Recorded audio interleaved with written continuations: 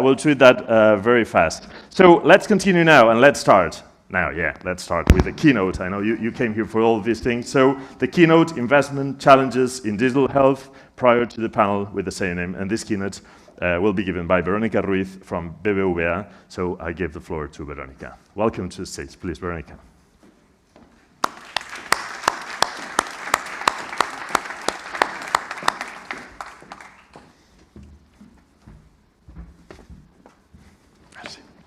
Can I have them? Yeah, I'll find it for you. Slides. Well, good morning to everybody. Bon dia a tothom. First of all, I would like to thank to Barcelona Health Hub. Sorry.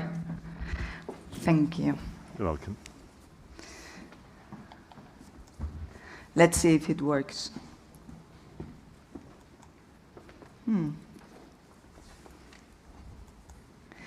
Well, I have a presentation, but I don't know if it's going to be... Okay, great. Let's don't do any spoiler yet. Okay, so good morning to all of you.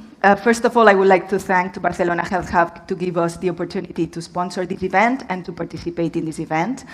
For us, it's also a good opportunity to enter more in depth on the health sector, which I really believe is going to drive the future, the growth, and the innovation.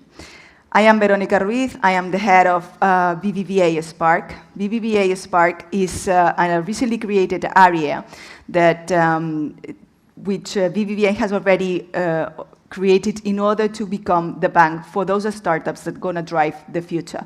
And definitely, health sector is going to be one of those. So, thank you for your attention.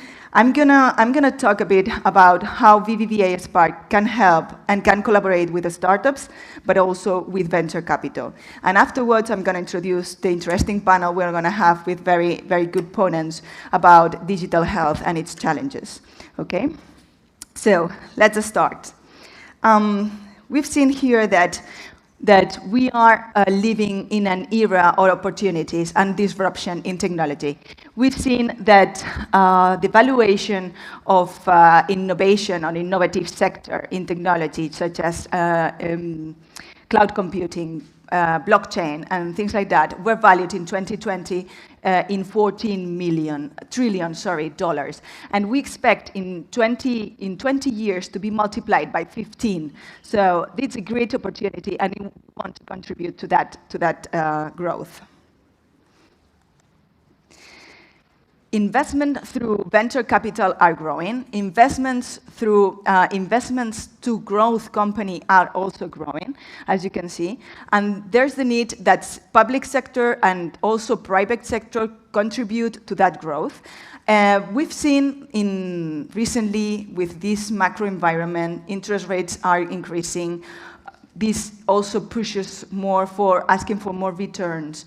Equity valuations have been decreasing, and that makes more appealing debt, rather than equity. We've seen equity really driving the funding for those startups up to now. I think now we have a very good moment for debt, and we want to help on that arena. Innovation is part of BBVA's DNA. And sorry for that branding part. But, and I want to make clear on that, how we are investing in equity. We are investing in equity through venture capitals. We are not doing directly, but we are doing so. We are mainly focusing on growth companies. We are focusing on big tech, digital assets, and decarbonization. And we are doing so through these funds that we have already invested, but we are working with much more. So this is another area we can collaborate with venture capital. No? As I was saying before, BBVA Spark has been created to just become the bank for those companies or those startups that are going to define the future, and also for being the main partner for the entrepreneur ecosystem. And what are we going to do, and how do we consider, what we consider growth companies? No? For us, growth companies are companies that they have a business model that it's based on technology, which has an innovative component, which is also, they are growing in a double digit, and that they have investors that are professional, and this is a very good point, and moreover in the health sector. In the health sector, we want and we really value the partners that really knows about the sector, and it's very important to go hand in hand with them. So that's also a very important part. And also startups that have specific needs depending on its growth situations, where they are, if they are a start, scale-up, unicorn. Just for you to have a brief framework. We now, because we have been, we've been launched for less than 4 months, we are focusing ourselves in funding, in long-term funding for those companies that have already raised between 2 to 3 million of equity, that have these professional investors. And although we can finance negative EBITDAs, for us it's very important that they also have incomes, and they are on the commercialization phase rather than also in investing or just developing the product. So, and what's our proposal in BBVA Spark? Our proposal is mainly focused on 4 levers. A specialized service. We have a 100% dedicated team. We have a risk model that it's with our own risking, with our own framework, which is also differential. We have an integrated offer from the traditional banking products through structured finance and advisory, and the ecosystem access. And when I'm talking about the ecosystem access, I am referring not only access to networking or events. We also have an area called Open Innovation, where we try to help a startup first to become providers for BBVA, and second, to be a prescriptor of those products for those startups to our client base. So it's a way to help these startups or to boost their revenues, to boost their market, and go hand in hand with our institutions. So I think this is also coherent with our model of helping each other growth. Just very quick. The team is organized with growth bankers and growth specialists, fully dedicated to understand the startups, and also venture capitals, because we are offering banking products to venture capitals as well. We're going to see it afterwards. And also, the growth specialists are more focused on the long-term structured deals, and also doing the liaison with investment banking, no? Which is the area I come from. No? Risk admission, and this is also a very important part for a traditional banking side. No? As I was saying, we are more forward-looking than backward-looking. We are side by side with the risk department and the business area. We are more agile, and we are global, which is also a very interesting offer for those startups that are international. And this, I like very much this slide, because it shows what are we offering and what we can complement what had been done so far. And traditional banks, we can offer the product palette that we were offering before, all the traditional banking products, such as credit cards, working capital, FX. But we are also adding some structured finance, like venture debt, growth loan, or capital calls for venture capital. And what I also was mentioning, the connection with BBVA ecosystem. Here I want to just point out which is the new products we have launched, and I think are going to be very helpful for these segments. And is venture debt. We can collaborate with venture capital here and with also founders, because it's a solution to raise fundings, but very much less dilutive than it's the equity. And I think it's also a good opportunity to know that kind of instruments. We usually go to complement a Series A, B, or C. It has an equity kicker or a warrant, which is very little compared with the equity itself, so it's much less dilutive than it should be other kind of funding. And it's covenant light, no? So, sorry for that. And then we have growth loan. Growth loan are more dedicated to startups that are in other phases, that they have already raised Series C, D, or they are post-IPO. We also help them to invest in projects for growth and also acquisition financing if they have some targets they want to acquire.